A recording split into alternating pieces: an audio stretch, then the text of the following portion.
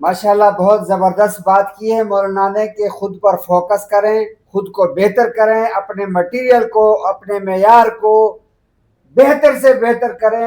Race میں، مقابلے میں ہار جائیں گے آپ ایک دن، نہ جائیں، کمپٹیشن میں نہ جائیں، اپنے ریٹ کو اچھا کریں۔ 600 کی چیز ہے تو مال بھی 600 کا دیں۔ آپ اس کو 550 جب کریں گے تو آپ آج تو جیت جائیں گے مگر کل آپ ضرور ہاریں گے۔ اگلی شیخ ابھی ہاں، جو اپنا کام لگا چکے ہیں تو ان سے میری عرض یہ ہوگی کہ وہ سب سے زیادہ فوکس معیار کے اوپر کرے، وہ اپنے کاریگر کے اوپر کڑی نظر رکھیں کہ وہ چیز بیکار نہ بنائے۔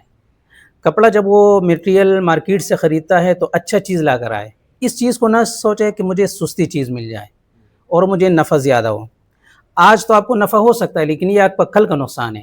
لیکن اگر آپ نے اس چیز کو سوچا کہ میں چیز معیاری لے لوں، شاید آج آپ کو نقصان ہو لیکن کل آپ کو فائدہ ہوگا۔ اس لیے جب آپ کا نام ایک دفعہ چل جائے گا اور آپ کا چیز ایک دفعہ معیاری بن جائے گا تو پھر لوگ ہر قیمت میں اس کو حاصل کریں گے۔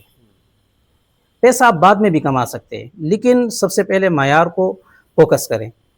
اور آپ اپنی چیز کی قیمت خود مقرر کریں۔ آپ اگر 600 کا بیچ رہے ہیں تو 600 کی چیز بنا کے بیچیں، دنیا آپ سے 650 کا لے گی۔